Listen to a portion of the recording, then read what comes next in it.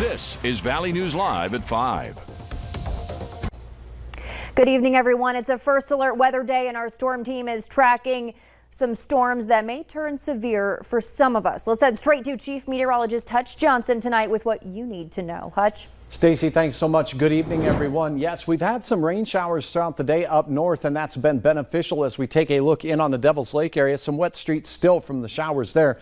But that's not the main event. We are anticipating some strong to severe storms to form tonight. Let's get right to the very latest. First and foremost, it is a first alert weather day today, and we do have a risk of severe weather. Those risks are going to be most probable in the area you see shaded in yellow, where we have a slight risk. Now, in the early offset of storms, there'll be a slight chance of an isolated tornado. We'll keep our eyes on that. We could have some hail upwards of 2 inches in diameter and damaging winds that last into the late night hours.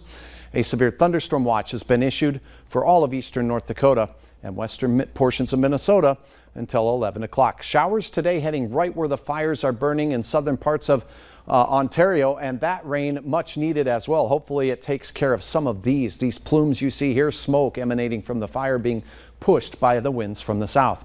We'll have hour-by-hour details on our chance of storms tonight, and we'll have the latest in your forecast for the rest of the week here in a moment. All right, thanks so much, Hutch.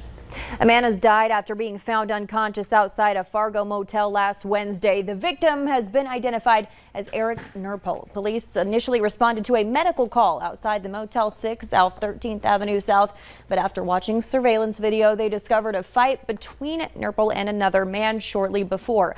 Police are still investigating and working to get results of an autopsy to determine whether or not the altercation had anything to do with his death.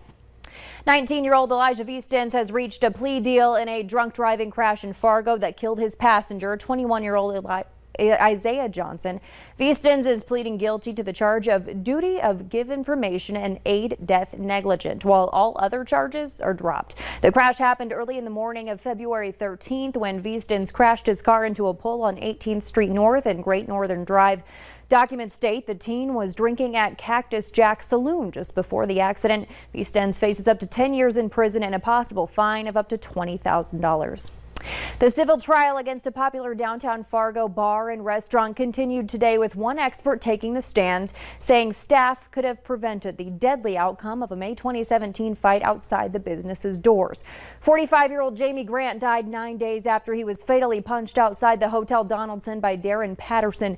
Christopher Sang was also struck, suffering a traumatic brain injury. Grant's wife and Sang are now suing the Hodo for more than $2.5 million. Valley News Team's crime and safety reporter Bailey Hurley has been in the courtroom following this case for the last week. She joins us live now in the studio with why today's security expert says the Hodo should have done more to step in. Bailey.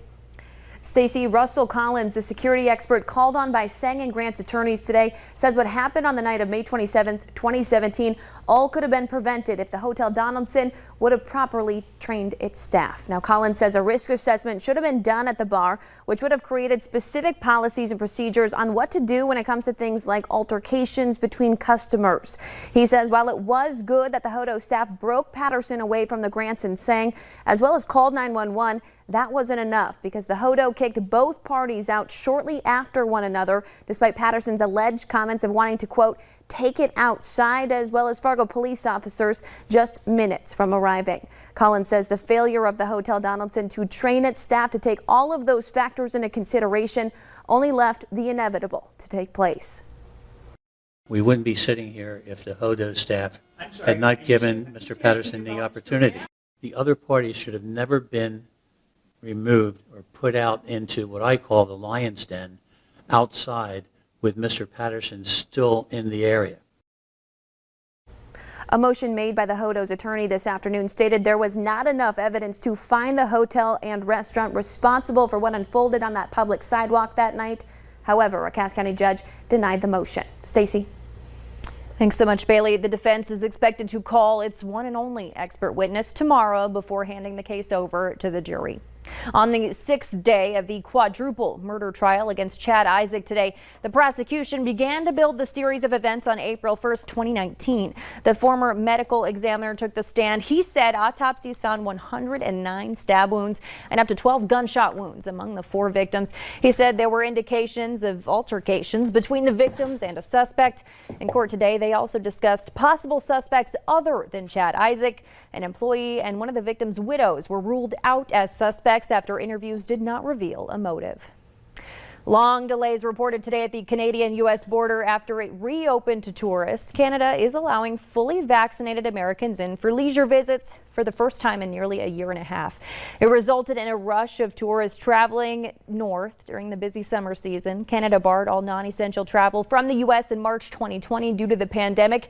Now, fully vaccinated travelers are able to enter the country. Canada may be lifting its prohibition on Americans crossing the border to shop, vacation, or visit, but the U.S. is keeping similar restrictions in place for Canadians until at least August 21st.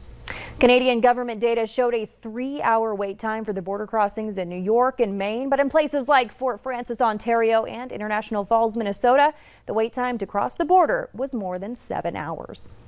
As the surge in new COVID infections continues, more than 66,000 Americans are in hospitals across the country right now, with many facilities again running short on beds and staff. And many communities were turning to some sort of sanctions and precautions from the height of the pandemic.